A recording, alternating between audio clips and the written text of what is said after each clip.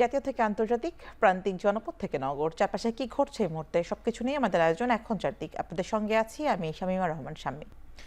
২৪-এর ৫ আগস্টে রাজধানীর চাংখারপুল এলাকায় পুলিশের গুলিতে শিক্ষার্থী আনাস সহ ৬ জন নিহত হওয়ার ঘটনায় পূর্ণাঙ্গ তদন্ত প্রতিবেদন দাখিল করা হয়েছে। এর মধ্যে দিয়ে জুলাই আগস্টে সংঘটিত মানবাধিক বিরোধী অপরাধের মামলায় প্রথম কোনো মামলার অভিযোগপত্র দাখিল করা হলো। ৬ মাস ১৩ দিন সময় নিয়ে ৯০ পৃষ্ঠার তদন্ত প্রতিবেদনে ডিএমপির সাবেক কমিশনার হাবিবুর রহমান সহ ৮ জনকে আসামি করা হয়েছে। এর মধ্যে ৩ জন গ্রেপ্তার আছেন। শেখ হাসিনার নির্দেশে পুলিশ গুলি চালিয়ে ছাত্র জনতাকে হত্যা করেছে বলে তদন্ত প্রতিবেদনে উঠে এসেছে। জবানবন্দি নেওয়া হয়েছে ৭৯ জন সাক্ষীর, ১৯টি ভিডিও দেয়া হয়েছে এবং ২টি অডিও দেয়া হয়েছে। সোমবার আন্তর্জাতিক অপরাধ ট্রাইব্যুনালের চিফ প্রসিকিউটর এই তথ্য জানান।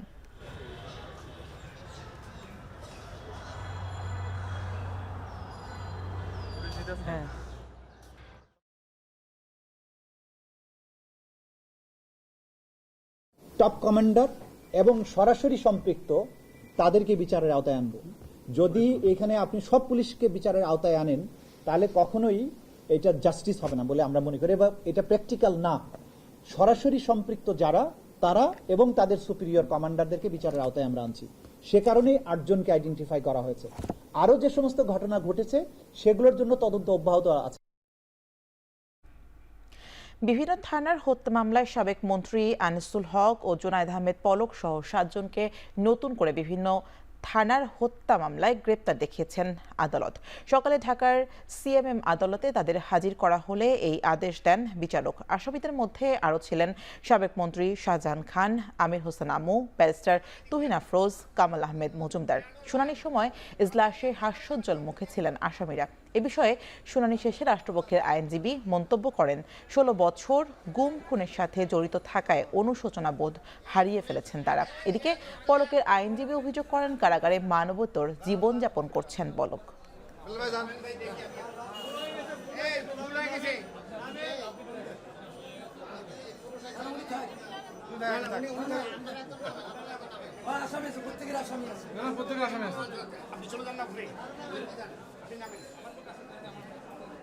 শাহজাহান খানকেও আজকে দেখেছি যে সে আদালতে বেঞ্চি মারছে এবং সে হাসাহাসি করছে। এছাড়াও গতকালও আমরা বিভিন্ন খবর দেখেছি সে উদ্ধত্যপূর্ণ আচরণ করেছে, পুলিশকে রাজাকারের মতো কথা বলেছে। বিষয়টা হলো এরা হলো নির্লজ্জ।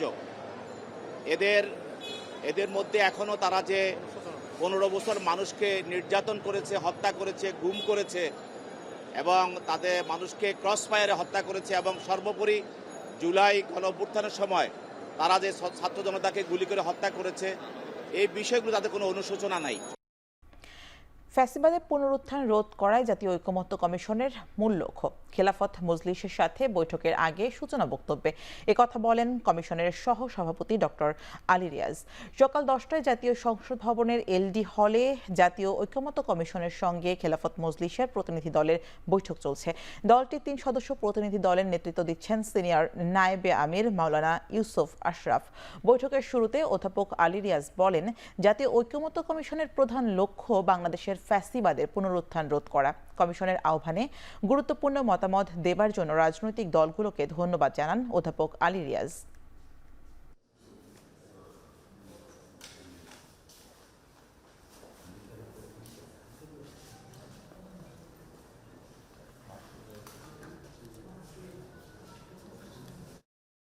এই সংস্কার কমিশনগুলোর উদ্দেশ্য হচ্ছে বাংলাদেশে এমন একটা ব্যবস্থা তৈরি করা যাতে করে বাংলাদেশে পুনরায় কোনো অবস্থাতেই একটি ফ্যাসিবাদী শাসন প্রতিষ্ঠিত হতে না পারে।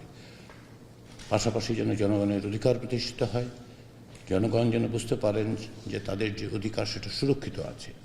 তারই প্রেক্ষাপটে সংবিধানের সংস্কার, নির্বাচন ব্যবস্থার সংস্কার সহ বিচার বিভাগ সহ বিভিন্ন ক্ষেত্রে রাষ্ট্র সংস্কারের উদ্যোগ নেওয়া হয়েছে। অন্তর্ভুক্তিমূলক ও জলবায়ু সহনশীল নগর উন্নয়নের চ্যালেঞ্জ মোকাবেলায় আঞ্চলিক সহযোগিতা বাড়ানোর আহ্বান জানিয়েছেন প্রধান উপদেষ্টা ডক্টর মোহাম্মদ ইউনূস। ব্যাংককে এশিয়া ও প্রশান্ত মহাসাগরীয় অঞ্চলের অর্থনৈতিক ও সামাজিক কমিশনের ৮১তম অধিবেশনের উদ্বোধনী অনুষ্ঠানে ভিডিও বার্তায় এই আহ্বান জানান তিনি। অধিবেশনে 53টি সদস্য এবং 9টি সহযোগী সদস্য রাষ্ট্রের প্রতিনিধিরা অংশ নিয়েছেন। ভিডিও বার্তায় 3-0 ভিশনের ওপর জোর দেন doctor Muhammad Yunus.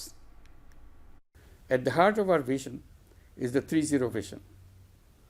Zero wealth concentration to end poverty, zero unemployment by unleashing entrepreneurship in all, and zero net carbon emissions. Social business, a form of business that I have been promoting worldwide, plays a crucial role in this effort.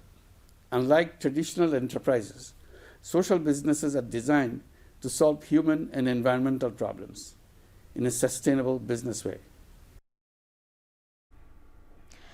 আর্থনা সামিটে অংশ নিতে 4 দিনের সরকারি সফরে আজ কাতার যাচ্ছেন প্রধান উপদেষ্টা অধ্যাপক ডক্টর মোহাম্মদ ইউনূস। সন্ধ্যায় কাতারের রাজধানী দোহার উদ্দেশ্যে রওনা হবেন তিনি। কাতারের আমির Sheikh Tamim bin Hamad Al থানির আমন্ত্রণে এই সফরে যাচ্ছেন ডক্টর ইউনূস। সেখানে তিনি সামিটে অংশ নেওয়ার পাশাপাশি কাতারের আমিরের সঙ্গেও বৈঠক করবেন। আগামী 22 ও 23 এপ্রিল এই 2 দিন সামিটে উপস্থাপনা, ইন্টারঅ্যাক্টিভ প্যানেল আলোচনা, কর্মশালা ও গোলটেবিল বৈঠকের মাধ্যমে বিভিন্ন বিষয় নিয়ে আলোচনা হবে। তার সফর সঙ্গী হচ্ছেন পররাষ্ট্র ও জ্বালানি উপদেষ্টা। সেপ্টেম্বরের মধ্যে বিশেষ বিসিএসের মাধ্যমে 2000 চিকিৎসক নিয়োগ দেওয়া হবে বলে জানিয়েছে স্বাস্থ্য উপদেষ্টা নুরজাহান বেগম। সকালে সচিবালয়ের রেলওয়ের আওতাধীন হাসপাতালগুলো যৌথ ব্যবস্থাপনায় পরিচালনার লক্ষ্যে স্বাস্থ্যসেবা বিভাগ ও রেলপথ মন্ত্রণালয়ের মধ্যে সমঝোতা স্মারক অনুষ্ঠান শেষে একথা বলেন তিনি। হাসপাতালের স্বাভাবিক কার্যক্রম। রাজধানীর বনানীতে প্রাইম এশিয়া বিশ্ববিদ্যালয়ের শিক্ষার্থী জাহিদুল ইসলাম পারভেজকে ছুরিকাঘাতে হত্যার ঘটনায় 3 জনকে গ্রেপ্তার করেছে পুলিশ। গ্রেপ্তারকৃতরা হলেন আল কামাল, সিফাত ও সানি। বিকেলে আদালতে তোলা হবে বলে জানা গেছে তাদের। গেল শনিবার সকাল 10টার দিকে জাহিদুল এবং আরও কয়েকজন ক্যাম্পাসে আড্ডা দিচ্ছিলেন। ঠিক তখন আরেক দল শিক্ষার্থী এসে বলেন তারা নাকি নারী শিক্ষার্থীদের উদ্দেশ্য করে হাসাহাসি করছিলেন। এ নিয়ে দুই পক্ষের মধ্যে বাকবিতণ্ডা শুরু হলে বিশ্ববিদ্যালয় কর্তৃপক্ষের হস্তক্ষেপে বিষয়টি সমাধান হয়। তবে এর কয়েক ঘন্টা পরে জাহিদুল ছুরিকাঘাতে নিহত হয়। এই ঘটনায় রোববার নিহতের চাচাতো ভাই হুমায়ুন কবির বাদী হয়ে বনানী থানায় মামলা করেন। মামলায় 8 জনের নাম উল্লেখ করে অজ্ঞাতনামা আরও 20 থেকে 30 জনকে আসামি করা হয়েছে।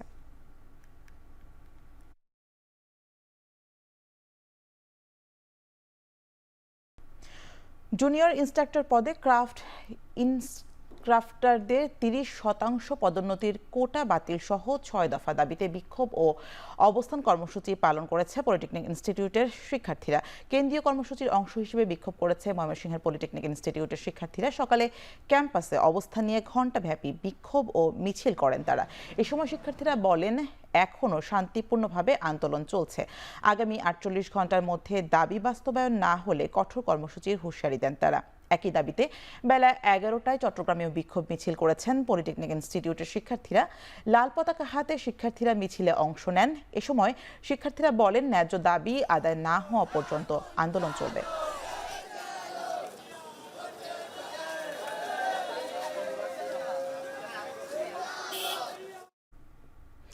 Diploma in nursing science and midwifery কোর্সকে স্নাতক বা ডিগ্রি সমমান করার দাবিতে সারা দেশে বিক্ষোভ করছেন শিক্ষার্থীরা। সোমবার সকাল 11:30টার দিকে সিলেটের কেন্দ্রীয় শহীদ মিনারে জড়ো হন শিক্ষার্থীরা। সেখান থেকে নগরীর বিভিন্ন সড়ক প্রদক্ষিণ করে জেলা প্রশাসকের কার্যালয়ে গিয়ে শেষ হয় মিছিল। এ সময় সিলেট জেলা প্রশাসকের মাধ্যমে প্রধান উপদেষ্টা বরাবর স্মারকলিপি দেন বিক্ষোভকারীরা। একই দাবিতে বরিশাল নগরীর সদর রোডের আশ্বিনী কুমার হলের সামনে মানববন্ধন করেন নার্সিং এবং মিডওয়াইফারির শিক্ষার্থীরা। একই দাবিতে একই সময় জামালপুরেও ফৌজদারি মোড়ে বিক্ষোভ মিছিল ও মানববন্ধন করেছেন তারা। বিক্ষোভকারীরা বলেন কোর্স সম্পন্ন করেও এসএসসি উত্তীর্ণ হিসেবে তাদের বিবেচনা করা হয়। শীঘ্রই দাবি আদায় না হলে কঠোর কর্মসূচির হুঁশিয়ারি দেন আন্দোলনরত শিক্ষার্থীরা।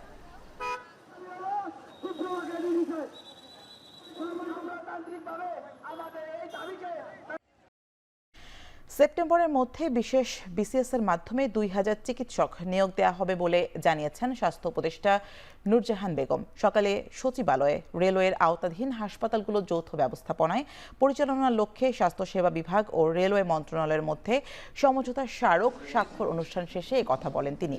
হাসপাতালের স্বাভাবিক কার্যক্রম পরিচালনার জন্য দেশে এখন 8000 চিকিৎসকের সংকট আছে বলে জানান স্বাস্থ্য উপদেষ্টা। ঢাকা, চট্টগ্রাম সহ রেলওয়ের অধীনে 10টি হাসপাতাল জনসাধারণের জন্য উন্মুক্ত করে দেওয়া হচ্ছে ও সরকারি হাসপাতালের মতো চিকিৎসা সেবা দেওয়া হবে বলেও জানান রেলপথ মন্ত্রণালয়ের উপদেষ্টা ফাজুল কবির খান। এই হাসপাতালগুলো পরিচালনার জন্য স্বাস্থ্যসেবা বিভাগ হতে প্রয়োজনীয় জনবল পাওয়া না গেলে রেলপথ মন্ত্রণালয় পিএসসির মাধ্যমে জনবল নিয়োগের ব্যবস্থা করবে।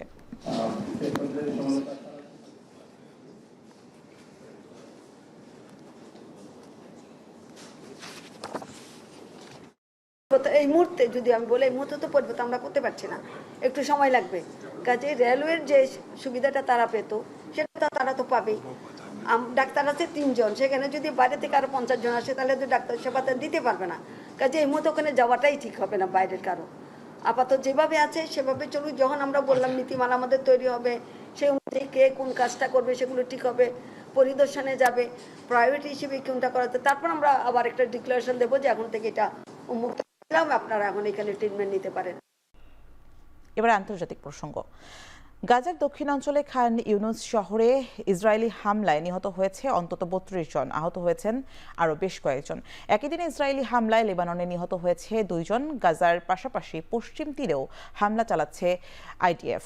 গেল মাসে আইডিএফ এর হামলায় প্যালেস্টাইন রেড ক্রিসেন্ট সোসাইটির 15 স্বাস্থ্যকর্মী নিহতের ঘটনায় তদন্ত প্রতিবেদন প্রকাশ করেছে তেল আবিব। প্রতিবেদনে রেড ক্রিসেন্ট কর্মীদের পেশাগত ত্রুটি ছিল বলে অভিযোগ তোলে তেল আবিব।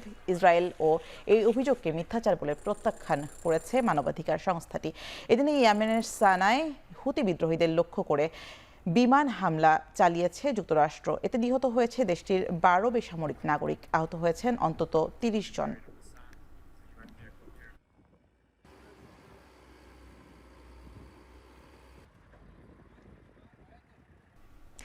চলতি সপ্তাহেই যুদ্ধবিরতিতে পৌঁছাতে পারে রাশিয়া ও ইউক্রেন। সামাজিক যোগাযোগ মাধ্যম ট্রুথে দেয়া এক পোস্টে একথা বলেন মার্কিন প্রেসিডেন্ট ডোনাল্ড ট্রাম্প। যুদ্ধবিরতির পর এই দুই দেশে যুক্তরাষ্ট্রের সঙ্গে বাণিজ্য করে তাদের আরও উন্নয়ন করতে পারবে বলে জানান তিনি। এদিকে স্টার সানডে উপলক্ষে 30 ঘন্টা যুদ্ধবিরতির পর ইউক্রেনে ফের ড্রোন হামলা শুরু করেছে মস্কো, এমনটাই অভিযোগ কিয়েভের। এছাড়া রুশ প্রেসিডেন্ট ভ্লাদিমির পুতিন সাময়িক এই যুদ্ধবিরতিও 1000 বার ভঙ্গ করেছে বলে অভিযোগ ইউক্রেনের প্রেসিডেন্ট ভলোদিমির জেলেনস্কির।